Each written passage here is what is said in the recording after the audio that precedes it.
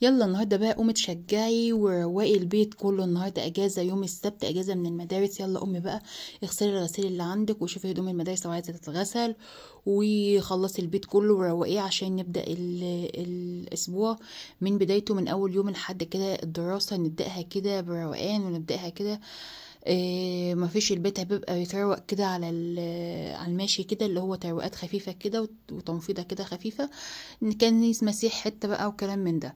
فقومي كده بقى اغسلي كل الغسيل بتاعك، وانا هقولك النهارده انت ازاي تغسلي الغسيل بتاعك من غير ما تتعبي. الغسيل يا بنات انا بروقه برتبه، يعني بخلي الفاتح لوحده والغامق لوحده، وكمان بحط كل حاجة مع بعضها. يعني ديت كومين كده، كوم لأولادي بحط كوم فاتح وأحط كوم غامق، وكمان هدوم جوزي بحط كوم فاتح وكوم غامق، والملايات طبعا بتغسل لوحدها خالص مع كساوي المخدة الملايات، ولو في كوفرتات او اي حاجه بتغسله مع الملايات. طبعا هدوم الخروج بغسلها لوحدها، سواء هدوم مدارس او هدوم دروس او هدومي انا او جوزي تيشيرتات بقى. وطبعا بعمل زي ما انتم شايفين كده برضو، بحط الاكوام. حتى هدوم الخروج بحطها اكوام. هدوم الخروج بس مش بحط لها برسيل حبيبات خالص، اللي هو الاكياس ده مش بحط برسيل جل او سايب يعني فك يعني، او برسيل او معطر يا بنات للهدوم الغامقه. الفاتحه بقى بحط لها شويه برسيل جل او برسيل عشان ما تجريش برضو فيها وما تديش، ما تبهتش الهدوم. البرسيل يا بنات اللي هو الحبيبات ده اكتر حاجه بتبهت هدوم الخروج بالذات، عشان هي بتبقى قماشتها مختلفه بقى، وبتبقى إيه تحس ان انت عايزه تخليها مزهزهه كده اكتر. كمان يا بنات لو انت عندك عبايات سودة، زهريها، حط لها زهره وسيبيها شويه في الزهر بعد ما تغسليها، نقعيها شويه في الزهر هتشوفي السواد بتاعها. او بناطيل سودا لجوزك او لاولادك او لاي حد، بجد يا بنات هتشوفي الفرق مع الغسيل الاسود. لو عندك عبايات سودا، هدوم جوزك سودا، تيشرتات، بناطيل لاولادك سودا، حتى لو جينز، بناطيل لجوزك، تيشرتات لجوزك، عبايات ليكي، قمصان حتى لو سودا، بعد ما تغسليها بالبرسيل بلاك اللي هو البرسيل الحاجات السوداء، بعد كده نقعيها حوالي ساعة في زهرة زرقاء، وهتشوفي يا بنات ان هي رجعت لها السواد تاني كأنها لسه جاية من المحل دلوقتي. هتلاقي رجع لها السواد بتاعها تاني، بس اهم حاجة نشريها بميتها، ما تعصرهاش. خلصت كده الغسيل. هخلص كده تكويمة الغسيل، يعني بكومه كده واحدة واحدة، وكل حاجة لوحدها، وما بحطش حاجة على حاجة علشان ما تعملش. انا الغسالة بتاعتي فوق اوتوماتيك، يعني بتعمل الدورة بتاعتها وتشطف، والمية طبعا بتكبها وبتخلص، وابدأ بقى ان انا املي تاني واحط برسيل تاني وكلام من ده. انا بحط يا بنات، بجيب البرسيل زي ما انت شفت قبل كده في الفيديوهات بتاعتي، هسيبها لك.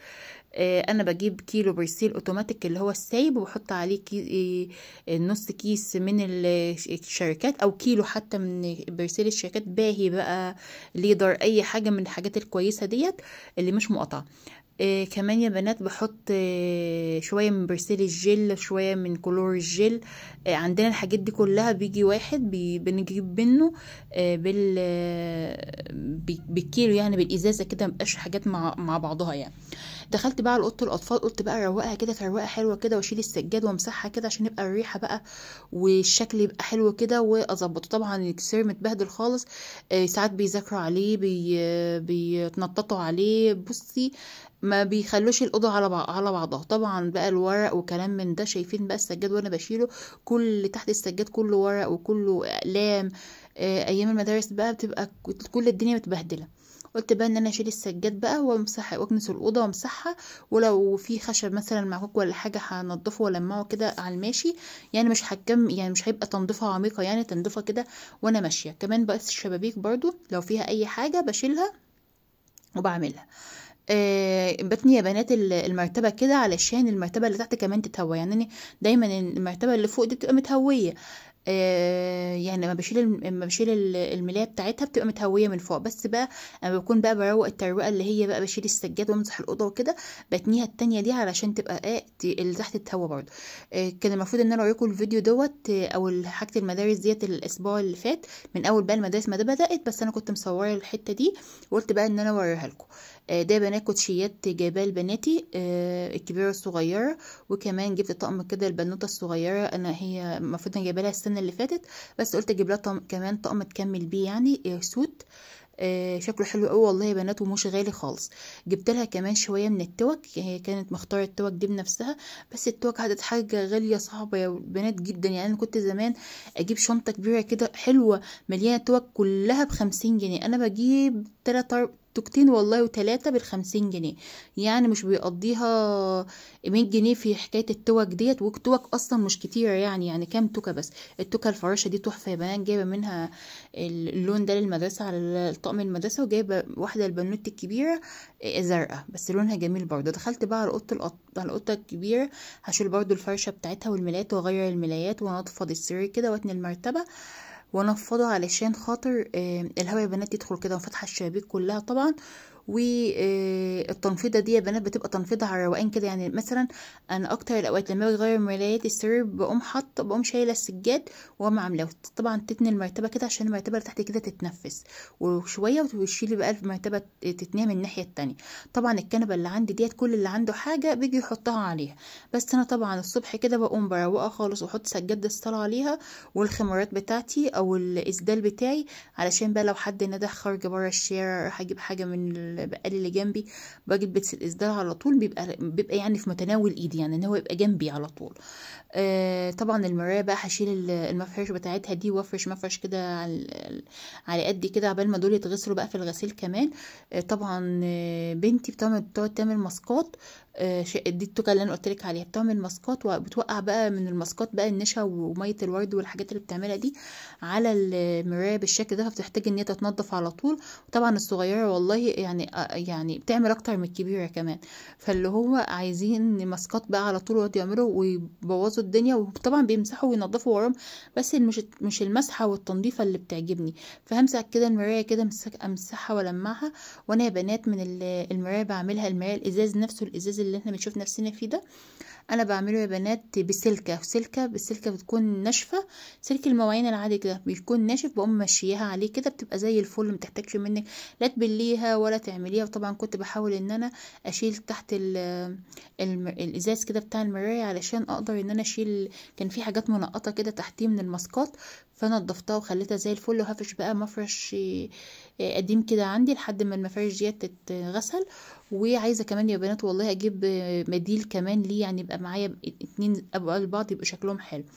جبت يا بنات، ما بحبش انا احط ميك اب على المرايه كتير، او احط حاجات، انا بحط الحاجات اللي انا بستعملها بس.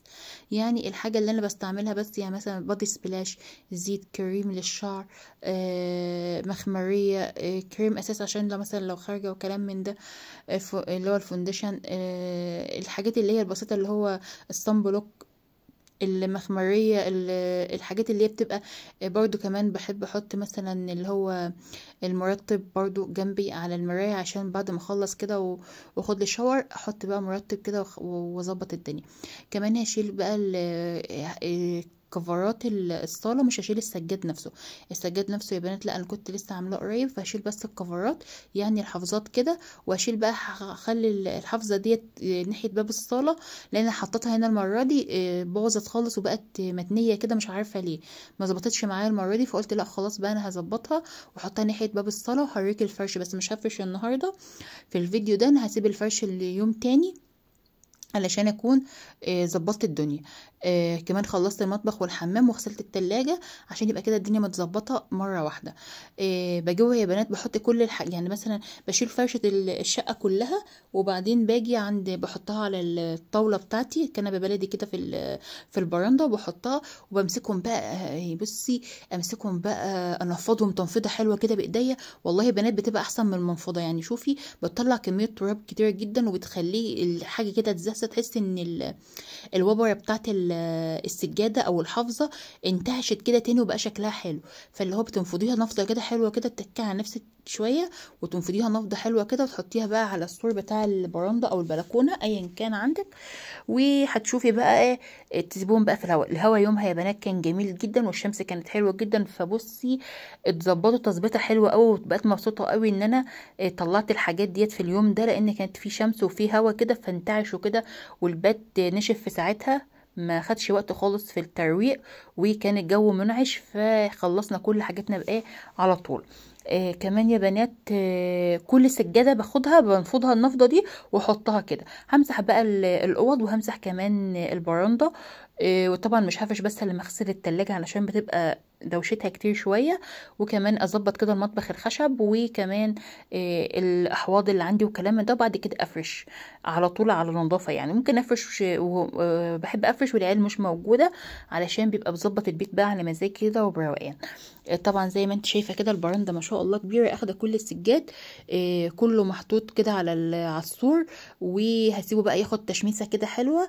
وبعد كده اخلص الفه كده واحطه على الطاوله بره في الشكمه او البرندة. وبعد كده اما اجي افرش بقى اجيبه وافرشه على طول بعد ما اكون نفضت تنفيضه برده كده بالمنفضه، بس تنفيضه كده خفيفه لان انا كده كده منفضاه.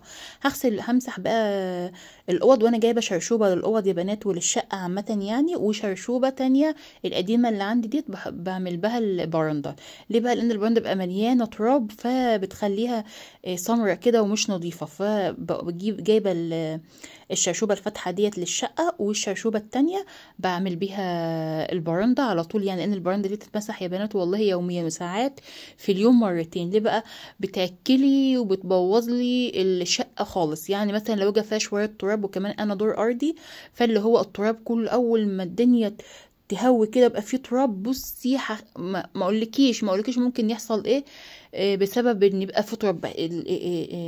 الشوزات والرجلين اصلا بتعلم. وانا متعوده يعني معوده ولادي يعني ان هم يقلعوا الشوزات بعيد شويه ما يبقوش قدام باب الشقه يعني. فبضطر ساعات لما بحس ان الدنيا بقت هوا وبحس كده اخرج الشقه بحس ان رجليا خلاص بدات تتطرب كده وفيها ترابه وكلام من ده، بجيب تاني والله يا بنات الشرشوبه والجردل وامسكه بقى امسحها مسحه حلوه، وامسح طبعا السور بتاعها وكلام من ده. بتلاقي عليه كميه تراب. قلت طب انا لسه مسحه مبقيش ساعتين يعني، التراب ده كله جاي منين؟ بس طبعا الجو وكلام من ده، وعشان احنا كمان منطقه ريفيه وكمان الدنيا عندنا واسعه يعني، مفيش قدامنا حد ومفيش قدامنا مكان يعني.